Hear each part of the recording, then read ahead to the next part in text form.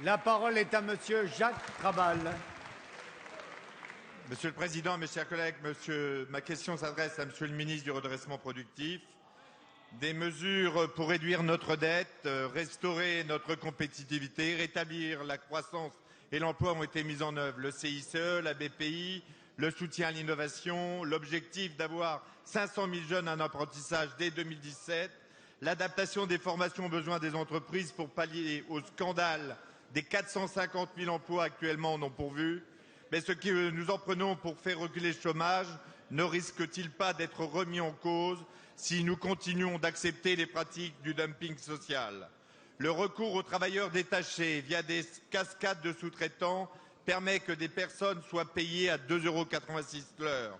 Dans notre pays, il y aurait pas moins de 300 000 travailleurs européens détachés, dont 150 000 non déclarés, principalement dans les secteurs de la construction, de l'agroalimentaire, du transport et de l'agriculture. Le recours aux travailleurs à bas coût à l'intérieur de l'Europe ne peut qu'avoir des répercussions à haut coût en matière sociale, économique et politique. Oui, il faut vite, et c'est bien d'être rappelé, une harmonisation salariale et fiscale au niveau de l'Europe. Et puis il y a les délocalisations des commandes publiques à l'étranger. Lors du salon Graphitech, les acteurs de la filière graphique nous ont fait part de leurs inquiétudes avec l'impression de 70% des manuels scolaires en dehors du pays. À l'heure de l'exception culturelle, l'économie du livre scolaire ne devrait-elle pas, comme bien d'autres elle aussi, relocaliser? Jean de La Fontaine écrivait dans la fable Le loup, la chèvre et le chevreau, comme vous le savez, 2 sûretés valent mieux qu'1, et le trop en cela ne fut jamais perdu. Alors, Monsieur le ministre, oui pour l'emploi, il n'y a jamais assez de sûreté. Que comptez-vous faire pour empêcher les pratiques de concurrence déloyale, le dumping social et installer avec force le fabriqué en France et le patriotisme économique? La parole est à Monsieur Thierry Repentin, ministre délégué chargé des Affaires européennes. Monsieur le député, nous sommes, comme vous, conscients des faits que vous rappelez justement et des abus auxquels les détachements des travailleurs de l'Union peuvent donner lieu, notamment dans les secteurs du bâtiment, de l'agriculture, de l'agroalimentaire et des transports. Le gouvernement de Jean-Marc Ayrault, je souhaite vous le dire, est déterminé à lutter contre ces abus.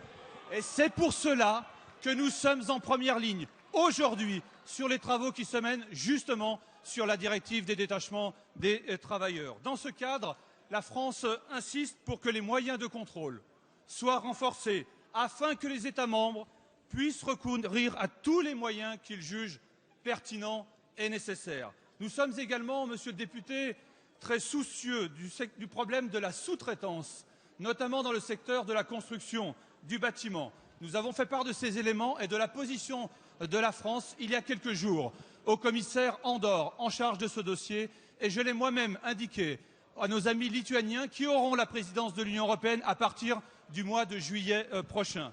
Au niveau national, indépendamment de ce travail à l'échelle européenne, nous renforçons nos actions de contrôle dans le bâtiment et un plan d'action a été demandé à chaque préfet de département pour que dans les opérations complexes dans lesquelles il y a du dumping social, nous puissions être en première ligne.